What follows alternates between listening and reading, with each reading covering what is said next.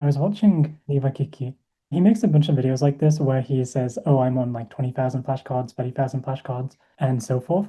And you mentioned in the community that you only went up to 15,000 flashcards in Anki.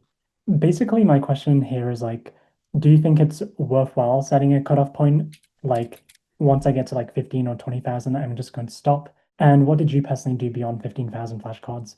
I get the sense that you have a similar vocabulary, probably like your vocabulary is just as big as his, and it seems like you didn't follow the same approach.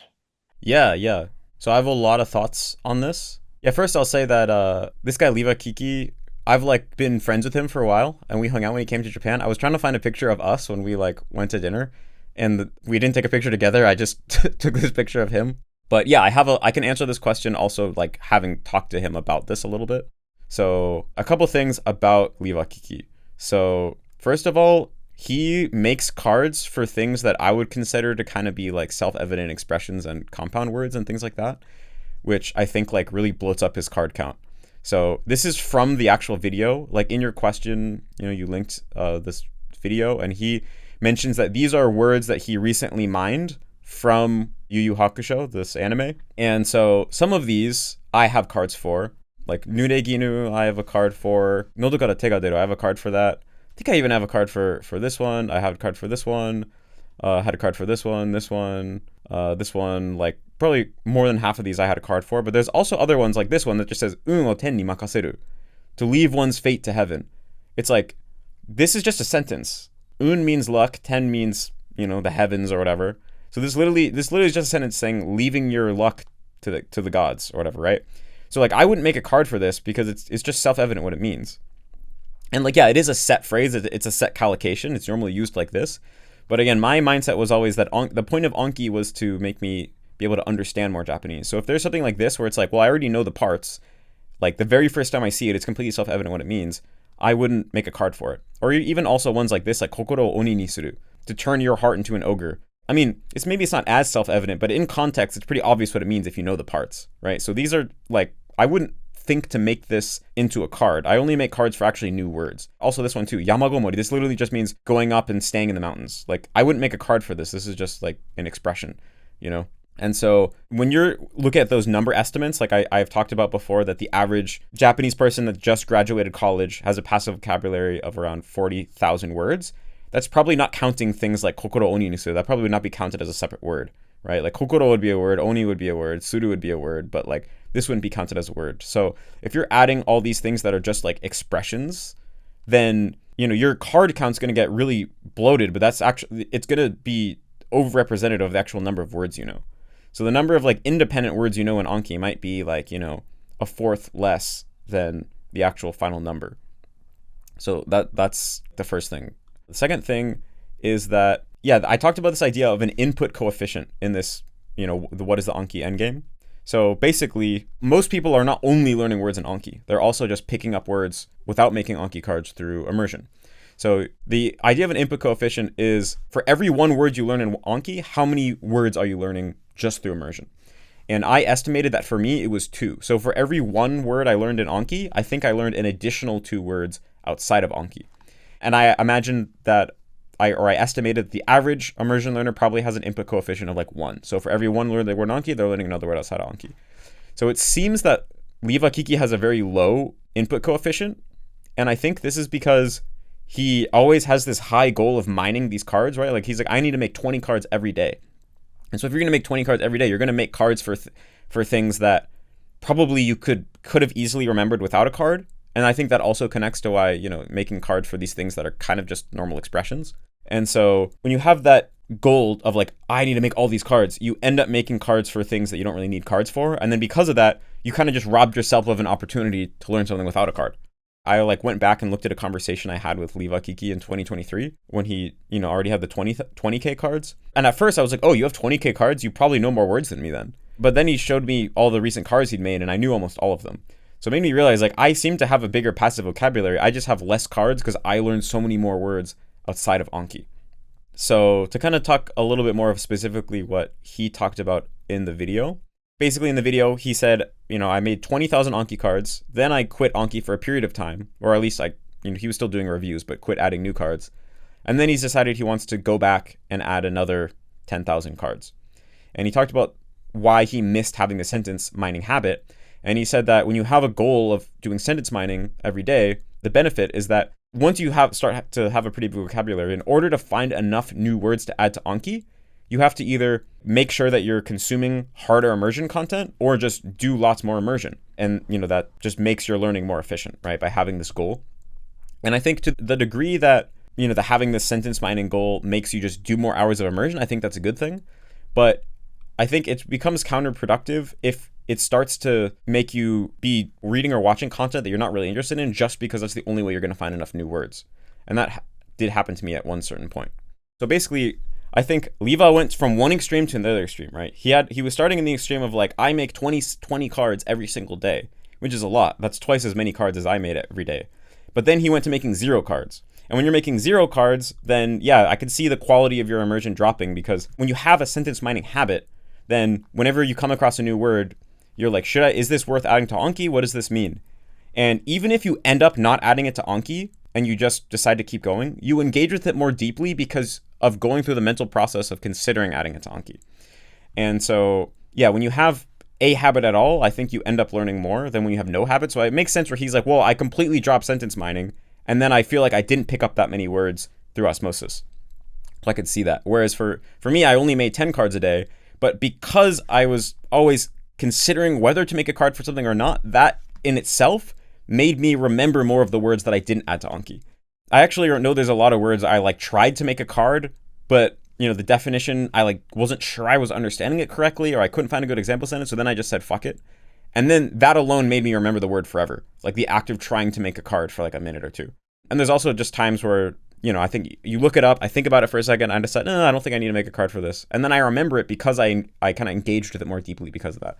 So yeah, having a sentence mining habit is itself good because it makes you engage more deeply. But I think if you take it too far, that's when it gets counterproductive, because if you're reading random old Japanese novels you don't care about just to find new words to learn, you're putting the cart before the horse, right? The point of sentence mining is to learn the words that you need. And so if you're just doing what you need to do and the not words are coming up, then you don't really have the need to learn that many words, right? So you're kind of creating a false need out of nowhere when you're going and reading old things that you're not interested in just to find words, right? So what I think is, if you do the immersion that you do and you come across only 7 new words a day, then just learn 7 new words a day. There's no reason to decide to arbitrarily learn 20 words a day, especially when you already have a gigantic vocabulary, right? Which I think it's pretty clear that Leva does at this point. And as long as you have a practice of mining cards and you mine everything that you do come across, eventually you'll learn everything you need to know. Kind of by definition, right? It's if you never come across a word ever, you don't need to know it. If you just learn it when you come across it, then eventually you'll learn everything that you need to know.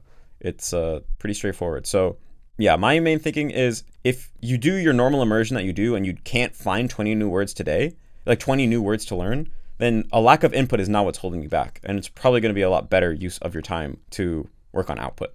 So yeah, with all those thoughts, this is kind of my conclusion. So knowing Leva and talking to him, I don't think his output is super great. I kind of feel like he's one of those people that, and I can totally relate to this too. And so I don't mean this as a criticism, but it's very easy to get into a habit where it's very easy to get kind of dopamine boosts from just doing input and growing your vocabulary, right? It's you can just sit in your room, you can do it alone, it's very safe. It's a lot more dirty and messy and challenging in many ways to try to improve your output instead. And so it's easy to, and this happened to me for years, it's easy to fall into the cycle of oh, I'm not ready for output yet because there's still some stuff I don't understand. I'll just keep working on my input and get really, really good, and then I'll work out output later. Whereas I think he's at the point where his vocabulary is plenty good. Yeah, there's still words he doesn't know, but those are not the real issue, right? Going to these words, I can almost bet you that there's at least probably 5 of these that my girlfriend doesn't know. Maybe not 5. There's going to be at least a couple on this list that my girlfriend doesn't know. You don't need to know every word. Even natives don't know every word. It's cool to try to know every word, and that's why I'm saying that yeah, keep making cards for the stuff that comes up. But I don't think you're at the point where having a goal of I'm going to make 20 cards every day is really what's going to be that productive. It seems like a kind of just procrastination from truly working on output. And yeah, in my case, because I had a high input coefficient, and I only made 10 cards a day, but I did a lot of input. By the time I had 15k cards, my vocabulary was already over 40k words and higher than the average native. Because like I said, I only ever had 15 cards, but I know all these. I regularly know words that natives don't know, and I feel like that served me really well.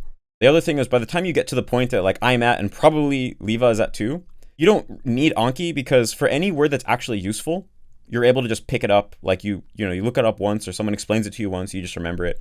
There are some things that are so niche they literally never come up, so maybe you learn it once and then forget it, but you forget it because it never comes up and you don't need to know those things. And those are like things that a lot of natives don't know either. So like, yeah, by the time you get to a certain point, you don't really need Anki anymore. And so the way that I kind of just think about it overall, like everything considered, is the most goated strategy that kind of solves all these dilemmas is set a max number of how many cards you're going to do per day, but not a minimum, and then just do Anki forever, right? So by setting a maximum, you make sure you don't get caught into a cycle of like doing too much Anki, right? Like in the beginning, if you like, for me, my max was 10 cards a day. And I actually think that worked really well for me, because like actually thinking about this number made me realize that by having a relatively low kind of ceiling for how many cards I make today, it raised my input coefficient, right? Because I'm only making 10 cards a day. I have to pick very wisely, because a lot of times maybe I'll come across 20 or 30 new words. So I have to pick what are the 10 words that are most worthy of making it into my Anki deck. And by doing that, it puts me into a mode where I actually like engage with things more deeply. And then I ended up learning a lot of the words that I didn't make cards for. And I think that overall extra learning of not being, entirely reliant on Anki made my vocabulary grow really quickly, like quicker than someone that was making 20 words per day or 20 cards per day. So yeah, that's kind of like the benefit of having the max. And there's no reason to have a minimum, because if you have the minimum, like I said, that's when you start falling into that trap of like putting the cart before the horse and reading random books that you're not interested in, or things like that, just because you need to make enough cards. Or maybe another way that could show up is you make cards for like expressions or like compound nouns that are really self-evident, you just don't need a card for, and you're just making a card for the sake of saying that you have more cards in your deck, or telling yourself that you hit your goal, And so, yeah, like I said, if you just make cards for the words that come up, you'll eventually know everything you need to know. And maybe at a certain point that will go down over time. Like now I started making Anki cards again, like a couple months ago. And I even make Japanese sentence cards, but it's like on average like 0 to 3 words a day, because that's how many new words I find in my life. And I still like that, yeah, my vocabulary still kind of increases. And I mean, I mostly kind of just do it for fun. I don't think it's like really adding anything to my life practically by doing this. And so, yeah, I think the strategy that solves all of this is set your max, don't set your minimum, and just keep doing Anki until basically you feel that personally the benefits no longer justify the cost of having to make the cards and do the reviews every day. So for me, because I'm kind of crazy when it comes to learning Japanese, I still feel like the benefits outweigh the costs. But a lot of people probably by the time they get to like where I was after 15k cards, they'll be like, okay, I'm good, because of like what I said right here.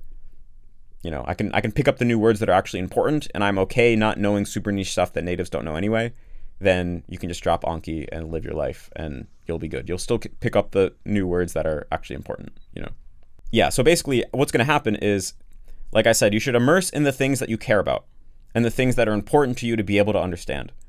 And if you keep just doing that, you'll eventually reach the point where you know all the vocabulary, and the number of new words you find every day becomes fewer and fewer and fewer. And so you naturally and kind of automatically spend less and less time on Anki.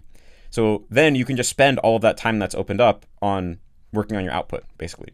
So it kind of like has that built-in mechanism of like, all the time that gets freed up, then you can put it on output.